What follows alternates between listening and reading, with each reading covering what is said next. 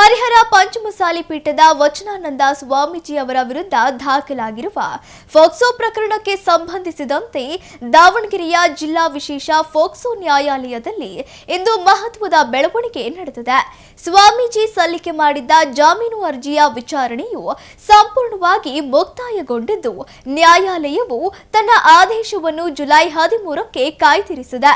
ಕಳೆದ ಜೂನ್ 27ರಂದು ವಚನಾನಂದ ಸ್ವಾಮೀಜಿ ಪರ ವಕೀಲರು ಜಿಲ್ಲಾ ವಿಶೇಷ ಫೋಕ್ಸೋ ನ್ಯಾಯಾಲಯಕ್ಕೆ ಜಾಮೀನು ಕೋರಿ ಅರ್ಜಿ ಸಲ್ಲಿಸಿದ್ದರು. ಈ ಅರ್ಜಿಯ ಮೇಲಿನ ವಿಚಾರಣೆ ಇಂದು ನ್ಯಾಯಾಲಯದಲ್ಲಿ ಕೈಗೆತ್ತಿಕೊಳ್ಳಲಾಗಿತ್ತು. ಈ ವೇಳೆ ಸಂತ್ರಸ್ತರ ಪರ ವಕೀಲರು ಹಾಗೂ ಸ್ವಾಮೀಜಿ ಪರ ವಕೀಲರ ನಡುವೆ ತೀವ್ರ ವಾದ ಪ್ರತಿವಾದಗಳು ನಡೆದವು. ಉಭಯ ವಕೀಲರ ಸುದೀರ್ಘ ಹಾಗೂ ಕಾನೂನಾತ್ಮಕ ವಾದಗಳನ್ನು ಆಲಿಸಿದ ನ್ಯಾಯಾಧೀಶರು ಜಾಮೀನು ಅರ್ಜಿಯ ವಿಚಾರಣೆಯನ್ನು ಇಂದಿಗೆ ಸಂಪೂರ್ಣವಾಗಿ ಮುಕ್ತಾಯಗೊಳಿಸಿದ್ದು, ಜುಲೈ 13ರಂದು ಆದೇಶ ಪ್ರಕಟಿಸುವುದಾಗಿ ದಿನಾಂಕ ನಿಗದಿಪಡಿಸಿದೆ. ಹೀಗಾಗಿ ಇಡೀ ರಾಜ್ಯದ ಗಮನ ಸೆಳೆದಿರುವ ಈ ಹೈ ಪ್ರೊಫೈಲ್ ಫೋಕ್ಸೋ ಪ್ರಕರಣದಲ್ಲಿ ವಚನಾನಂದ ಸ್ವಾಮೀಜಿಗೆ ರಿಲೀಫ್ ಸಿಗಲಿದೆಯೇ ಅಥವಾ ಜೈಲುವಾಸ ಆರಂಭವಾಗಲಿದೆಯೇ ಎಂಬುದು ಮುಂಬರುವ ಜುಲೈ 13ರಂದು ಅಧಿಕೃತವಾಗಿ ಹೊರಬೀಳಲಿದ್ದು, ಅಂದೇ ಶ್ರೀಗಳ ಭವಿಷ್ಯ ನಿರ್ಧಾರವಾಗಲಿದೆ. ಇವತ್ತು ವಚನಾನಂದ ಸ್ವಾಮೀಜಿ ಕೇಸಲ್ಲಿ ಸುದೀರ್ಘವಾದ ವಿಚಾರಣೆ ರೆಗ್ಯುಲರ್ ಬೇಲ್ಗಾಗಿ ನಡೆಯಿತು. ನಾನು ಈ ಪ್ರಕರಣದಲ್ಲಿ ಸಂತ್ರಸ್ತರ ಪರವಾಗಿ ಹಾಜರಾಗಿದ್ದು, ಸಂತ್ರಸ್ತರ ಪರವಾಗಿ ವಚನಾನಂದ ಸ್ವಾಮಿಗಳಿಗೆ ಬೇಲ್ ಸಿಗಬಾರ್ದು, ಇದೊಂದು ಘೋರ ಪ್ರಕರಣ ಅಂಥೇಳಿ ನಮ್ಮ ವಾದವನ್ನು ಸಂಪೂರ್ಣವಾಗಿ ಮಂಡಿಸಿದ್ವಿ. ಇದಕ್ಕೆ ಉತ್ತರವಾಗಿ ವಚನಾನಂದ ಸ್ವಾಮಿಗಳ ವಕೀಲರು ಕೂಡ ರಿಪ್ಲೈ ಕೊಟ್ಟರು.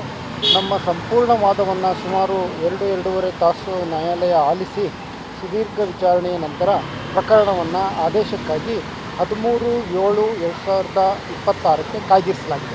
ಅಲ್ಲ, ಬೇಲ್ ಕ್ಯಾನ್ಸಲ್ ಅಲ್ಲ, ಈಗ ರೆಗ್ಯುಲರ್ ಬೇಲ್ ಕೊಡಬೇಕೋ ಬೇಡವೋ ಅನ್ನೋ ಬಗ್ಗೆ ಈಗ ಆಲ್ರೆಡಿ ಈ ಹಿಂದೆ ಅವರಿಗೆ ಆ್ಯಂಟಿಸಿಪೇಟ್ರಿ ಬೇಲ್ ಗ್ರ್ಯಾಂಟ್ ಆಗಿತ್ತು. ಅದನ್ನು ಮಾನ್ಯ ಹೈಕೋರ್ಟು ರದ್ದುಪಡಿಸಿ ಅವರನ್ನು ರೆಗ್ಯುಲರ್ ಬೇಲ್ಗಾಗಿ ನೀವು ಕೆಳ ನ್ಯಾಯಾಲಯಕ್ಕೆ ಹೋಗಿ ಅರ್ಜಿಯನ್ನು ಸಲ್ಲಿಸಿ ಅಂತ ನಿರ್ದೇಶನ ನೀಡಿತ್ತು. ಆ ಪರವಾಗಿ ಅವರು ಬಂದು ಕೆಳ ನ್ಯಾಯಾಲಯದಲ್ಲಿ ಮಾನ್ಯ ಜಿಲ್ಲಾ ಮತ್ತು ಸತ್ರ ನ್ಯಾಯಾಲಯ ದಾವಣಗೆರೆಯಲ್ಲಿ ಸಲ್ಲಿಸಿದ್ದಾರೆ. ಆ ಅರ್ಜಿಯ ವಿಚಾರಣೆ ಇವತ್ತು ನಡೀತು. ದೂರದಾರರಿಗೆ ಜೀವ ಬೆದರಿಕೆ ಇದೆ, ಅದಕ್ಕೆ ಸಂಬಂಧಪಟ್ಟಂಥ ದಾಖಲಾತಿಗಳನ್ನು ಕೂಡ ನಾವು ನ್ಯಾಯಾಲಯಕ್ಕೆ ಹಾಜರುಪಡಿಸಿದ್ದೀವಿ. ಮತ್ತೊಬ್ಬ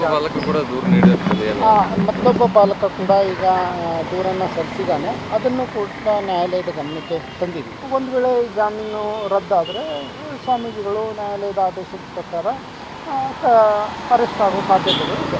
ಭಾಳಷ್ಟು ಮಕ್ಕಳು ಅವರಿಂದ ತೊಂದರೆಗೊಳಗಾಗಿದ್ದಾವೆ ಅನ್ನೋದೇ ಪ್ರಕರಣ. ಹೀಗಾಗಿ ಮತ್ತೆ ಯಾರು ನೊಂದಂಥವರು ಈ ಪ್ರಕರಣ ಬೆಳಕಿಗೆ ಬಂದಂಗೆ ಪೊಲೀಸರಿಗೆ ಬಂದು ದೂರನ್ನು ಸಲ್ಲಿಸೋ ಸಾಧ್ಯತೆ ಇದೆ. ಅದೇ ರೀತಿ ಅದನ್ನೆಲ್ಲ ಕನ್ಸಿಡರ್ ಮಾಡಿದರೆ ಇನ್ನೂ ಭಾಗಶಃ ಇದು ತನಿಖೆ ಅಂತ ಹೇಳ್ಬೋದು. ಇದ್ರ ಜೊತೆಗೆ ಅದೇ ಭಾಳಷ್ಟು ಮಕ್ಕಳು ನೊಂದವರು ಇದ್ದಾರೆ ಅನ್ನೋ ಕಾರಣಕ್ಕಾಗಿ ಸಂಪೂರ್ಣ ಚಾರ್ಜ್ಶೀಟನ್ನು ಇವರಿಗೆ ಎಷ್ಟು ಬಾಲಕರು ಬಂದಿದ್ದಾರೆ? ಚಾರ್ಜ್ಶೀಟ್ ಪ್ರಕಾರ 6 ಬಾಲಕರು ಈಗಾಗಲೇ ಬಂದಿದ್ದಾರೆ. ಅದಾದ ನಂತರ ಮೊನ್ನೆ ಮತ್ತೊಬ್ಬ ಬಾಲಕ ಬಂದ.